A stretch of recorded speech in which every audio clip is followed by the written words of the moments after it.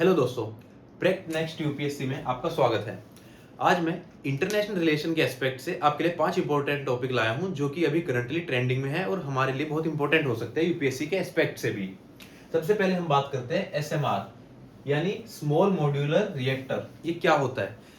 हम सभी लोग जानते हैं जनरेटर जो होता है वो डीजल से काम करता है और जो डीजल से चलने वाला जनरेटर होता है वो एक पोर्टेबल डिवाइस है कहीं भी इलेक्ट्रिसिटी जनरेट करने के लिए। इसी तरीके से एक ये रिएक्टर काम करता है जो कि फैक्ट्रीज में जहां पर की इलेक्ट्रिसिटी की काफी ज्यादा दिक्कत होती है वो क्या करते हैं, कोयले का यूज करते हैं या फिर किसी और फ्यूल सोर्स का यूज करते हैं जिससे बहुत ही ज्यादा कार्बन का एमिशन भी होता है। लेकिन ये एक पोर्टेबल रिएक्टर है जो कि न्यूक्लियर फिजिक्स पे चलता है। इसके बारे में कभी और आपको अच्छे से समझाएंगे। तो इसका मोस्टली काम क्या होता है, वो काफी ज्यादा लो बजट होता है, कैपिटल कॉस्ट भी इसकी बहुत ही कम होती है। ये नेक्स्ट हम कह सकते हैं नेक्स्ट जनरेशन की न्यूक्लियर एनर्जी का एक आने वाला रेवोल्यूशन भी है। ठीक है, उसके बारे में तो आपको बताया था, prototype fast breed reactor India ने जनरेट किया ही था। वो तो एक बहुत ही बड़े स्केल का है कि जो पूरे पूरे शहर को चलाएंगे। ये एक प्रोटोटाइप से मतलब काफी छोटा है, एक फैक्ट्री को चला सकता है जनरेटर की तरह। उसमें भी बड़े बड़े रिएक्टर होते हैं लेकिन फिर भी ये काफी कॉस्ट एफिशिएंट है जो कि चलकर एक तरीके से रेवोल्यूशन लाने वाला है। इसके बाद दो सोचे, नील आर्मस्ट्रॉन्ग के बाद आपने किसी का नाम सुना है जो मतलब यूएस की तरफ से 2 लोग चांद पर गए थे? उसके बाद से हमने आज तक तो नहीं सुना कि कोई चांद पर गया है। हालांकि 12 लोग जा चुके हैं, कुछ जापान ने भी भेजे, लेकिन ये एक तरीके से बंद हो गया था, इसके बारे में कोई बात भी नहीं कर रहा था। अभी अचानक से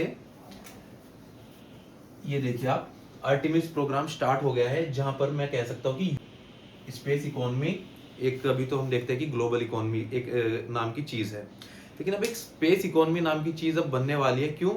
क्योंकि इसके अंदर मार्स पर इलोन मस्क भाई साहब तो पहुंचने की पूरी कोशिश कर ही रहे हैं, लेकिन उससे पहले अब अगर चांद पर ह्यूमन का कोई स्पेस स्टेशन बनके तैयार हो जाता है तो मैं एक तरीके से कह सकते हैं कि अब हम इसको एक स्पेस इकोनॉमी में काउंट करेंगे। अब ह्यूमंस की रेस स्टार्ट हो चुकी है कि अब फिर से मून पर कौन सबसे पहले ह्यूमन को भेजता है। ह्यूमन स्पेस फ्लाइट, इंडिया भी इस रेस में बहुत आगे चल रहा है और उन्होंने कई करोड़ों का बजट निकाला हुआ है कि अभी डेट कोई फिक्स नहीं आई है, लेकिन यूएस काफी आगे पहुंच चुका है। देखते हैं कौन सबसे पहले पहुंचता है। चाइना भी इस रेस में है, रशिया भी लगा हुआ है। और हालांकि कई लोग तो ये भी दावे करते हैं कि जो सबसे पहली मून लैंडिंग थी वो फेक थी। ठीक है, इन चीजों में नहीं पड़ते हैं, अभी देखते हैं इससे होगा क्या। मार्स जाने का गेटवे खुल जाएगा, मतलब कि अब मार्स जाने में सबसे ज्यादा प्रॉब्लम हमारे सामने क्या आती थी, अर्थ के ऑर्बिट से निकलने के लिए 48,000 पर आवर की स्पीड एक रॉकेट को कैप्चर करनी पड़ती है और उसमें उसका बहुत ज्यादा फ्यूल खर्च हो जाता है।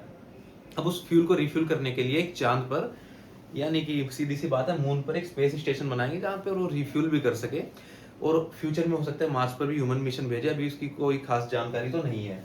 और अब ये है, कह सकते हैं, जियोपॉलिटिक्स बियॉन्ड अर्थ अब स्टार्ट हो गई है। अब ये एक नया मोड लेने वाली है। अभी तक तो जियोपॉलिटिक्स हमारी अर्थ में ही चलती थी, Russia Ukraine war, middle east war, India Pakistan war, Vietnam war, Taiwan war, लेकिन अब जा चुकी है ह्यूमन रेस स्टार्ट हो गई है। अब हम आते हैं एआई चिप वॉर में। भाई एआई चिप वॉर में तो इंडिया बहुत ही आगे पहुंचा। अब नोएडा में कई एकड़ लैंड इन्होंने जापानी कंपनियों को दे दी है, किस लिए? ताकि वो एआई चिप्स बना सके, जिसको हम कहते हैं सेमीकंडक्टर। अब सेमीकंडक्टर सप्लाई में इंडिया बहुत आगे जाने वाला है और इसी में हम ये कह सकते हैं कि जापान और बाकी कोरियन कंट्रीज जो है इंडिया में इन्वेस्ट करना स्टार्ट कर चुकी है। उसके साथ साथ बेंगलोर में भी ये सेमीकंडक्टर की चिप फैक्ट्री लगाई गई है। अब ये इंडिया में पहले भी चिप्स बनती थी, ऐसा नहीं है कि नहीं बनती थी, लेकिन वो 12 nm की होती थी, 13 nm, वो काफी ऐसी मशीन्स में यूज की जाती थी जिनका बहुत ही लाइट वर्क होता है। 5 nm और 3 nm की चिप्स भी हमारे देश में बनने लगे। ये एक बहुत ही ग्लोबल लेवल पर इंडिया का बूस्ट देखेंगे क्योंकि ये चिप्स हर एक चीज में यूज होती है। क्यों? इस सिलिकॉन डोमिनेंस इसलिए कहा गया है, सिलिकॉन डोमिनेंस इसलिए कहा गया है क्योंकि अब जो ये सेमीकंडक्टर चिप जो भी कंट्री ये सबसे ज्यादा बनाएगी उसका डोमिनेंस वर्ल्ड में बहुत ज्यादा होने वाला है। इसलिए क्योंकि हमारे मोबाइल फोन में, हमारी एलईडी लाइट्स में, एक एक चीज में, कंप्यूटर से लेके गाड़ियों में, हर चीज में ये सेमीकंडक्टर चिप्स यूज होती है। अब ये जब बनेंगी तो इसकी सप्लाई चेन भी स्टार्ट होगी, सप्लाई चेन स्टार्ट होगी, इकोनॉमी बूस्ट होगी, सीधी सी बात है। तो ये एक बहुत ही इंपॉर्टेंट एस्पेक्ट है जो कि अब इंडिया में स्टार्ट हो चुका है। इसके बाद बात करते हैं अंडर वाटर केबल्स की, जो कि इंटरनेट पूरे वर्ल्ड का क्या है, अंडर वाटर इंटरनेट केबल से चलता है, ये सभी जानते हैं। लेकिन 95% इंटरनेट केबल जो है वो अंडर वाटर से ही चलता है, बाकी का बचा हुआ कुछ सैटेलाइट से भी चलता है। ये जो सैटेलाइट से चलने वाला इंटरनेट है, इसकी एक तरीके से अब ग्रोथ काफी ज्यादा होने का टाइम आ गया है। क्यों?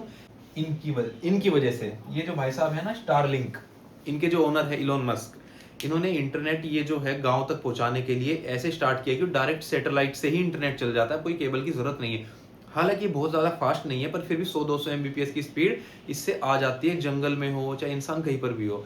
ये एक बहुत ही आसान तरीका है पूरे वर्ल्ड को कनेक्टेड रखने का। क्यों? क्योंकि केबल्स तो कभी भी वॉर होती है, ईरान धमकी दे रहा है कि हम अंडर वाटर केबल काट देंगे, कोई भी देश लड़ाई होती है तो क्या देखता है कि हम अंडर वाटर केबल्स काट देंगे। आजकल तो आप सब जानते हैं कि स्टॉक मार्केट भी बहुत ज़्यादा इंटरनेट से चलता है, उनका मनी फ्लो होता है।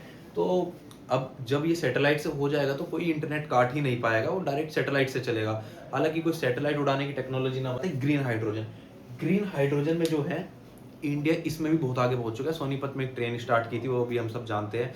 और अभी नितिन गडकरी जी कुछ 3 साल पहले ग्रीन हाइड्रोजन की कार में बैठ के आए थे।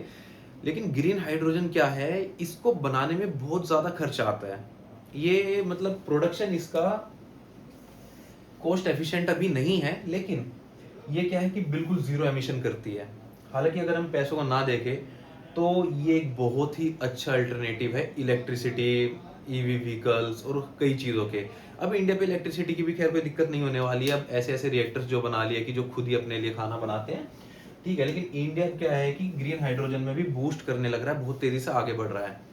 ईवी में क्या दिक्कत होता है कि लिथियम आयन की जो माइनिंग है उसमें अर्थ का काफी ज्यादा नुकसान होता है। तो उस चीज से बचने के लिए मैं कह सकता हूँ ग्रीन हाइड्रोजन एक बहुत ही अच्छा अल्टरनेटिव है।